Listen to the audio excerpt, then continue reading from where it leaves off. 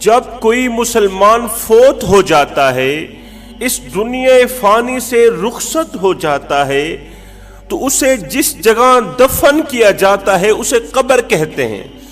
قبر ایک ایسی تاریک جگہ ہے جس کے اندر اندھیرا ہی اندھیرا ہے۔ خوف نے جس کو جکڑ رکھا ہے، ڈر نے جس کو جکڑ رکھا ہے، یہ کیڑوں مکوڑوں اور دیگر بلاؤں کا مسکن ہے۔ قبر کے اندر کیڑے مکوڑے اور دیگر بلائیں رہتی ہیں۔ کن کے لیے؟ گنہگاروں کے لیے۔ کن کے لیے؟ اللہ کے نافرمانوں کے لیے۔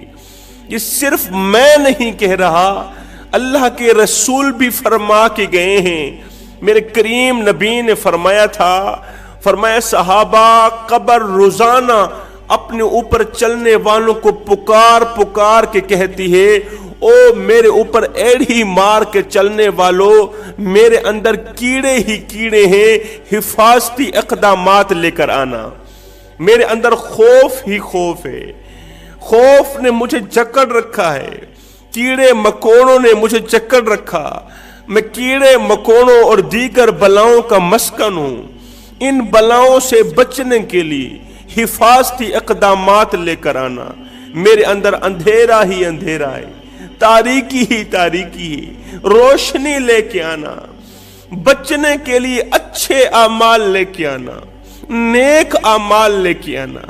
ایک روایت میں آتا ہے، جب انسان نماز کی حالت میں سجدے میں جاتا ہے نا، نماز کی صورت میں جب سجدے کی حالت میں جاتا ہے تو اس کی زبان بے ساختہ بول پڑتی ہے، سبحان ربی الاعلی، سبحان ربی الاعلی۔ ادھر سے بندے کی زبان سبحان ربی الاعلی پڑھتی ہے، ادھر سے زمین نمازی انسان کی پیشانی چوم رہی ہوتی ہے، مٹی نمازی انسان کی، سجدے میں سر رکھنے والے انسان کی پیشانی چوم رہی ہوتی ہے، اور ساتھ میں دعا بھی کر رہی ہوتی ہے، فریادیں بھی کر رہی ہوتی ہے، یا باری تعالی جب یہ تیرا محبوب بندہ دنیا فانی سے رخصت ہو کر میرے اندر آئے تو میری تاریکی کو اجالے میں بدل دینا، میرے اندر کے کانٹوں کو گلاب کے پھولوں میں بدل لینا،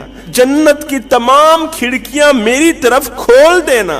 قبر ایسے انسان کو ویلکم کرتی ہے۔ جب کوئی اللہ کا محبوب مرتا ہے نا، اس دنیا فانی سے رخصت ہوتا ہے، تو قبر اللہ کے نیک بندے کو، محبوب کو ویلکم کرتی ہے، خوش آمدید کہتی ہے۔ قبر کہتی ہے تیرا آنا بہت بہت مبارک ہو، دنیا میں جتنے لوگ میرے اوپر چلتے تھے ان تمام لوگوں میں سے سب سے زیادہ پیارا مجھے تو ہی لگتا تھا، سب سے زیادہ اچھا مجھے تو ہی لگتا تھا، تیرا آنا بہت بہت مبارک ہو۔ اب یہ تو وہ لوگ ہیں جن کے لیے قبر جنت کے باغوں میں سے باغ بن جائے گی، یہ تو وہ لوگ ہیں جو ہمیشہ کے لیے قبر میں سکون کے ساتھ رہیں گے، جن کا کفن بھی میلا نہیں ہوگا۔ اب دنیا میں کچھ ایسے بدبخت لوگ بھی ہیں، کچھ ایسے بدقسمت لوگ بھی ہیں کہ مرنے کے بعد جب وہ قبر میں جائیں گے تو 3 دن کے اندر اندر ان کی لاش قبر کے اندر سے غائب ہو جائے گی۔ 3 دن کے اندر اندر ان کی باڈی، ان کا جسم قبر کے اندر سے غائب ہو جائے گا۔ وہ کون سے لوگ ہیں؟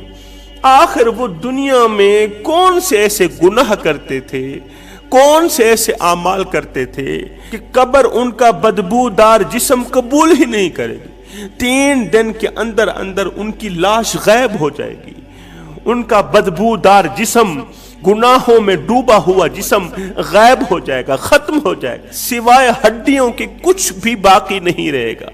آخر وہ کون سے لوگ ہیں؟ یہ وہ لوگ ہیں جو دنیا میں 3 گناہ بڑے شوق سے کیا کرتے تھے۔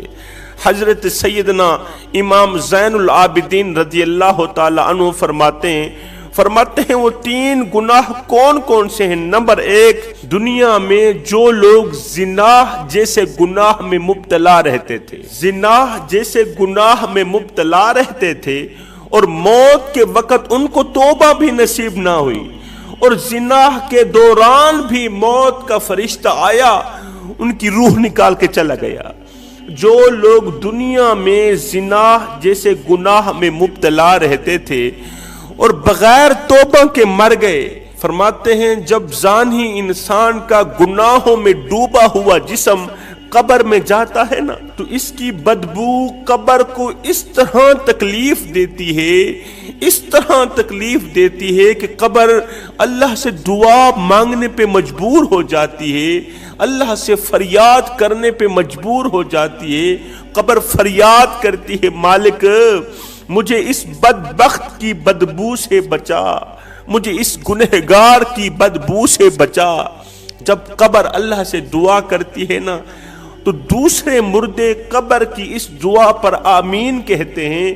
پھر اللہ تعالیٰ کیا کرتا ہے، مردے کھانے والے کیڑے مکوڑوں اور بچھوؤں کو اس شخص کی لاش پر چھوڑ دیتا ہے، اس کی قبر کے اندر چھوڑ دیتا ہے۔ وہ کیڑے مکوڑے بچھو اس کی بدبو دار لاش کو اس طرح کھاتے ہیں، اس طرح نوچ نوچ کے کھاتے ہیں کہ سوائے ہڈیوں کی کچھ بھی نہیں بچتا۔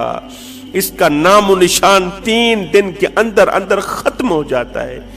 اس کا جسم، اس کا کفن، اس کی باڈی، سب کچھ 3 دن کے اندر اندر ختم ہو جاتا ہے۔ فرمایا دوسرا گناہ کسی کمزور مسلمان پر ظلم کرنا، اور ظلم کر کے بغیر توبہ کے مر جانا، ظلم کر کے بغیر توبہ کے مر جانا۔ یاد رکھنا، مظلوم کے اندر سے نکلی آہ ہواؤں کو پھاڑتی ہوئی، فضاؤں کو پھاڑتی ہوئی، 7 آسمانوں کو چیرتی ہوئی عرش کا دروازہ جا کھٹکھٹاتی ہے اور اپنی بات منوا کر ہی دم لیتی ہے۔ فرمایا کسی پر اتنا ظلم مت کرو، کسی کو اتنا مت ستاؤ، کسی کو اتنا مت رلاؤ کہ وہ اللہ کے سامنے تمہارا نام لے کر رو پڑے۔ اگر اس نے ایسا کر لیا تو یاد رکھنا تمہارے لیے بہت بڑا مسئلہ بن جائے گا، تم بہت بڑی بلا کے منہ میں آ جاؤ گے، کیونکہ کسی پر کیا ظلم، کسی مظلوم کے اندر سے نکلی آہ تمہاری قبر کو جہنم کے گڑھوں میں سے گڑھا بنا دے گی، تمہاری قبر کے اندر آگ پھیلا دے گی، تمہارے لیے آگ کا بچھونا بچھا دے گی۔ فرمایا تیسرا گناہ ناپ تول میں کمی کرنا، ڈنڈی مارنا، سونے کو چاندی اور چاندی کو سونا بنا کر بیچنا۔ ناپ تول میں کمی کرنے والوں کے لیے سزا یہ ہے، اللہ تعالیٰ دنیا میں ہی انہیں سزا دینا شروع کر دیتا ہے۔ خلیفہ ہارون الرشید نے حضرت بہلول کو کہا، بہلول ذرا بغداد کے بازار کا چکر لگا کے آؤ نا، یہ جو گوشت بیچنے والے ہیں، یہ جو کسائی ہیں، ان کے ترازو اور پتھر چیک کرو کہ کہیں یہ ناپ تول میں کمی تو نہیں کرتے۔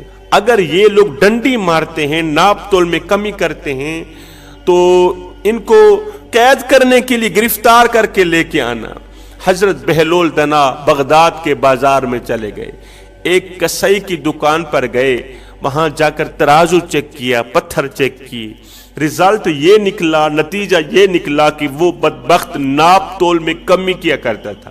حضرت بہلول نے پوچھ لیا، میاں سنا کیسی گزر بسر ہو رہی؟ اس نے کہا نہ پوچھ میاں، اولاد نافرمان نکلی ہے، مال میں برکت کوئی نہیں، ہر وقت پریشانی ہی پریشانی، گھر کو پریشانی نے اپنی لپیٹ میں لے رکھا ہے، کبھی کوئی بیمار کبھی کوئی بیمار، مال میں برکت کوئی نہیں، پیسوں میں برکت کوئی نہیں۔